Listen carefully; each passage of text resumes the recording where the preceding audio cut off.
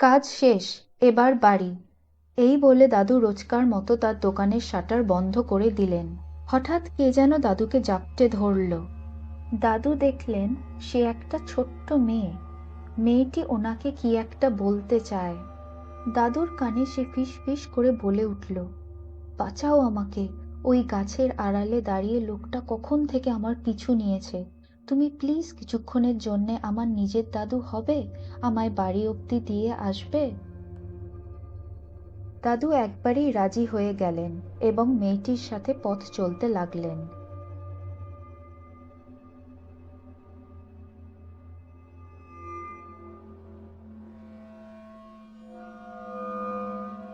দাদু এই মেয়েটিকে এ পাড়ায় আগে কখনো দেখেননি।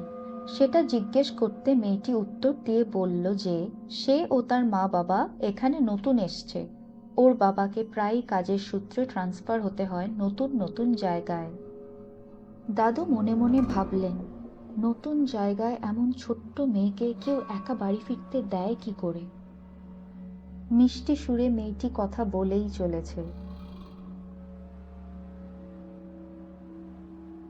দাদু খেয়ালই করেননি কখন নিজের চেনা রাস্তাগুলো থেকে অচেনা রাস্তায় প্রবেশ করেছেন।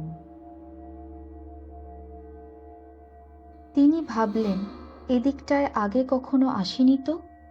কিন্তু তিনি থামলেন না। ভাবলেন যে এটুকু হাঁটাপথের রাস্তা চিনে ফেরত যেতে কোনো অসুবিধা হওয়ার কথা নয়। মেয়েটির বাড়ি পৌঁছলেন। কলিং বেল বাজাতে মেয়েটির মা দরজা খুললেন। মাকে সব ঘটনা বলল সে। সব শুনে মা ভীষণ খুশি হয়ে দাদুকে ঘরে আমন্ত্রণ জানালেন। দাদু ঘরে ঢুকতে চাইলেন না, কারণ অন্ধকার হয়ে আসলে ওনার পক্ষে রাস্তা চিনে বাড়ি ফেরত যেতে অসুবিধা হবে। এটা শুনে ভদ্রমহিলা বললেন যে ওনার স্বামী আর কিছুক্ষণের মধ্যেই বাড়ি ফিরে আসবেন, তাহলে উনি দাদুকে পৌঁছে দিয়ে আসতে পারবেন। এত জোরাজোরির মধ্যে অগত্যা দাদুকে রাজি হতে হলো। ঘরে ঢুকে দাদু একটা সোফাতে বসলেন।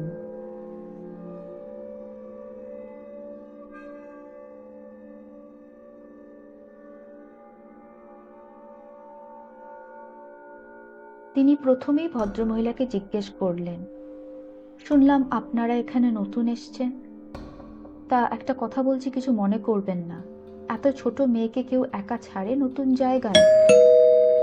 কলিং বেল বাজতেই ভদ্রমহিলা বলে উঠলেন, এই তো ওর বাবা চলে এসছে, ওনাকেই জিজ্ঞেস করুন, আপনি বুঝিয়ে দেবে। দরজা খুললে মেয়েটির বাবা ঘরে প্রবেশ করলেন। ওনাকে দেখে দাদুর হাত পা ঠান্ডা হয়ে গেল। দেখলেন উনি মেয়েটির পিছু নেওয়া লোকটা।